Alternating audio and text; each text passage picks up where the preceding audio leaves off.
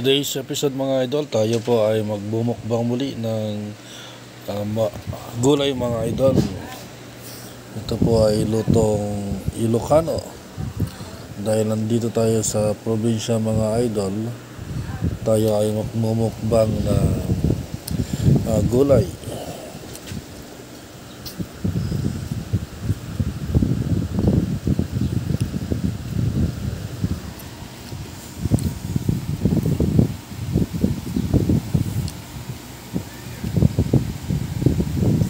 Ayan, ang palaya mga idol, mapait pero masarap at masustansya mga idol.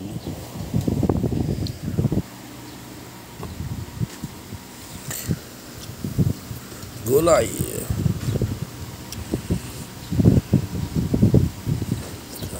Hindi ko alam pangalan ng gulay na yan mga idol. May saluyot, may talong, may kalabasa, may ampalaya, may saluyot, at iba-ibang mga halong gulay mga idol.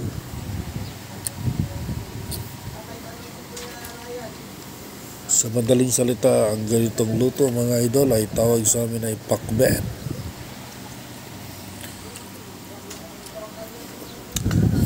Sarap ng ulam mga idol. Tapos may bagoong, naku mga idol, ang sarap. Ipagpaumanhin niyo ng mga idol, talagang masarap kumain mga idol.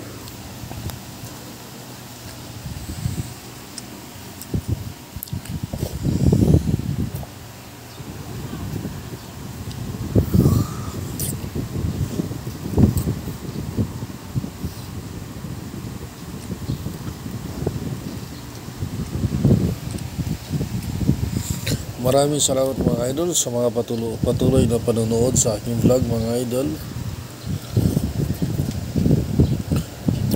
Kung gustuhan ninyo ang vlog na ito mga idol, please comment below. Huwag kalimutan mga idol mag-follow sa aking page sa MJJ Banag Vlog at sa aking profile na Joseph Taguba Galingana. At syempre huwag ninyong kalimutan mag-share ng aking vlog mga idol para magpakalat. At syempre mga idol, muli maraming salamat sa patuloy na suporta at sa panonood sa ating vlog. Kung meron kayong gustong request sa susunod na vlog natin mga idol, just comment below.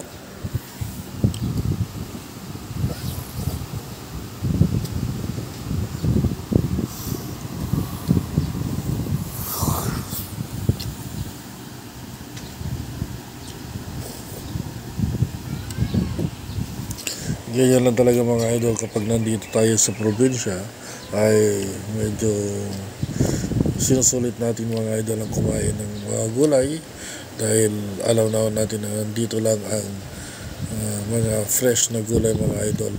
Walang halong mga chemical sa mga gulay natin mga idol, and kaya masarap kumain, malasa talaga yung mga gulay natin mga idol, at syempre masustansya. Muli mga idol, maraming salamat sa panonood at patuloy na sumuporta sa aking vlog mga idol.